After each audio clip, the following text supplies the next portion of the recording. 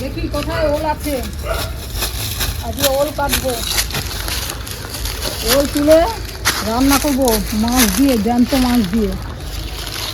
লাগানো হয়েছিল, গাছগুলো তো মরে গেছে, গোড়াগুলো এবার খুঁজতে দুপুরটায় আছে।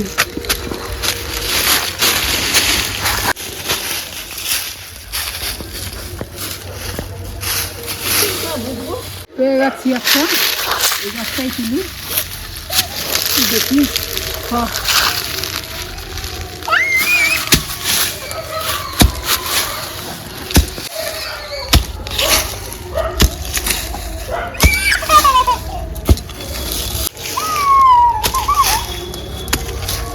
শিকড়গুলো দেখছি তো।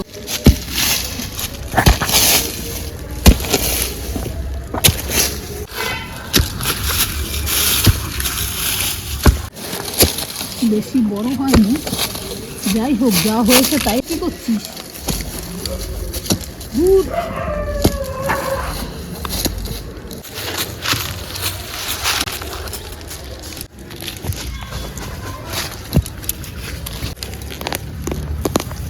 কি সুন্দর,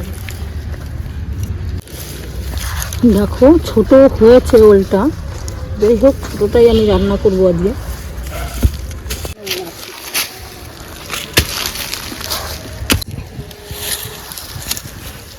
ওখানে ওল গাছ লাগানো হয়েছিল, ওলগুলো সব আছে, উপর দিয়ে গাছ মরে গেছে, এখন খুঁজে পাওয়া মুশকিল হচ্ছে।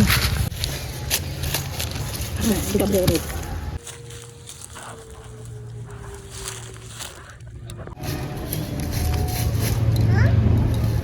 দুটো ওলই হয়ে যাবে রান্না।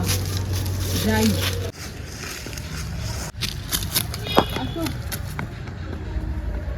বন্ধুরা, বং কুকিং এ আপনাদের স্বাগত। আজকে আমরা আরেকটা নতুন রেসিপি নিয়ে চলে এসেছি। দেখলেনই তো, ওল কচু বাগান থেকে নিয়ে আসলাম, কি সুন্দর সুন্দর দুটো। একটা আনার সঙ্গে সঙ্গে আমার বৌমা ভাতে সেদ্ধ দিয়ে অর্ধেকটা খেয়ে ফেলেছে। আমাদের বাগানের ওলগুলো যে এত সুন্দর, স্বাদও প্রচুর। মা এই রান্নাটা অবশ্যই করে দেখাও তুমি। ওলটাকে তুলে আনার সঙ্গে সঙ্গেই দেখো আমার বৌমা অর্ধেকটারে খায়া ফেলাইছে, সঙ্গে সঙ্গে এই ভাতে সিদ্ধ দিয়া গরম গরম ভাত মাইখা খায়া নিল। দেখো কিরকম আওয়াজ হইতাছে, ওলটা দেখছো ভেতরটা কত সুন্দর। দেখো কি সুন্দর আওয়াজ হইতেছে ওলটা। আমি পাতলা করেই ছোকলা চুললাম। ওল তো সত্যিকারের যেগুলো ওল, এ তো বুনো ওল না। বুনো ওল হলে গলায় ধরার ভয় থাকতো। বড় বড় করেই কেটে নেব। এই রান্নাটা এমন করে করব, গলায় তো ধরা দূরের কথা, এত সুন্দর গলে যাবে, আমি কিন্তু ভাপও দেব না।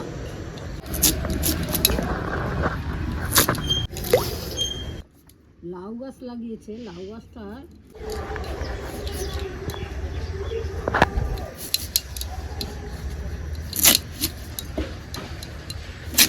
আমি কিন্তু বেশি ছোট করছি না, বড় বড় করেই কাটছি। এর সঙ্গে দুটো আলুও কাটবো।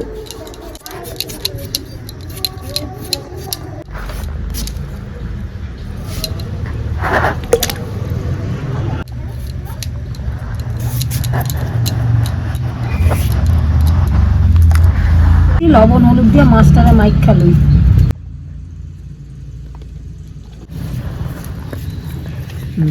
মাইখা রান্নাটা যা স্বাদ ভাবে করুন না, তার মধ্যে আবার আমি রিফাইন তেল দিয়ে মাছটাকে ভাজা লব। তেলটা গরম হয়ে গেছে,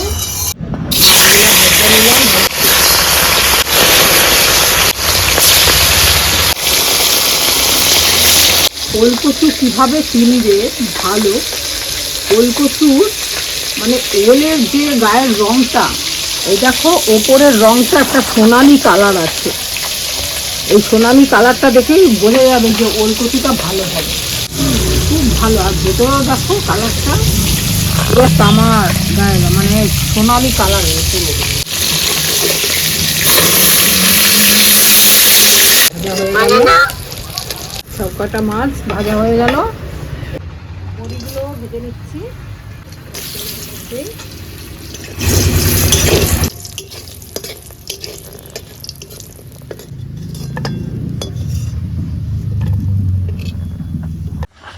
ওই তেলের মধ্যে একটু জিরা সম্বার দিয়ে দিলাম, আলুগুলো, টমেটোগুলো, এবার ওলগুলো দিয়ে দিচ্ছি।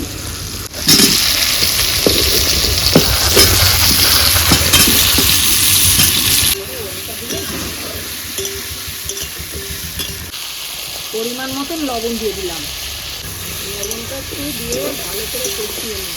দিয়ে দেবো পরিমাণ মতন হলুদ, লঙ্কার গুঁড়ো, জিরার গুঁড়ো, দিয়ে দেবো ধনিয়া গুঁড়ো, সামান্য একটু জল দিয়ে কষিয়ে নিই।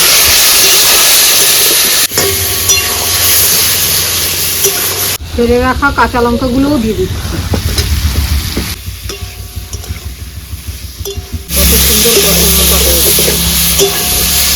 কষানোটা হয়ে গেছে, আমি এবার জল দিয়ে দিচ্ছি। একটু বেশি করে জল দিলাম, সিদ্ধ হবে আর একটু ঝোল ঝোল রাখতে হবে, না তো ঝোলটা টেনে যায়। মাছের ঝোলটা অনেকক্ষণ ধরে ফুটছে। এবার দেখুন আমি কচুগুলা কিরকম নরম হয়েছে। একটা কচু দেখি কিরকম নরম হয়েছে। হ্যাঁ, সুন্দর নরম হয়ে গেছে। এই দেখো নরম হয়ে গেছে পুরা, দেখছো? কচুগুলা সিদ্ধ হয়ে গেছে, মাছগুলারে দিয়া দিতেছি।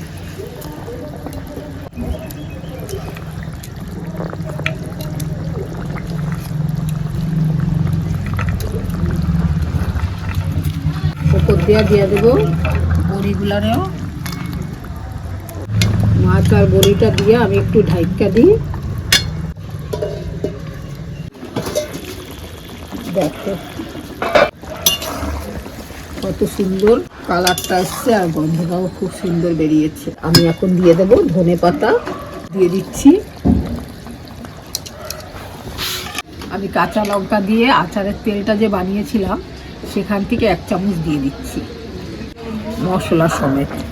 এর একটা সেন্ট আলাদা হবে, সুন্দর একটা গন্ধ আসবে আর খেতেও খুব মজাদার লাগবে। সুন্দর করে এই যে আচারের তেলটা দিলাম না, এটাতে রান্নার ঘ্রাণটা এত সুন্দর হবে, ওলের সঙ্গে একেবারে মিশে যাবে গন্ধটা, এত সুন্দর গন্ধটা লাগছে। এইভাবে একদিন খেয়ে দেখো, অসাধারণ লাগে, কিন্তু রান্নার টেস্টই পাল্টিয়ে যায়। হ্যাঁ, ওল রাঁধতে গেলে অনেক সময় সব খসে খসে যায়, কিন্তু এই ওলটা এত ভালো। আর আমি জানি তো এইভাবে রান্না করলে রান্নাটা খুব চমৎকার হয়। মশলাটা দিলাম, এই মশলাটাতে ঘ্রাণটা আর একটু বেড়ে গেল, খুব সুন্দর রান্নাটা হয়েছে কিন্তু। তাহলে গরম গরম এখন পরিবেশন করব, ঘরে সবাই আছে, দিয়ে গিয়ে খেতে।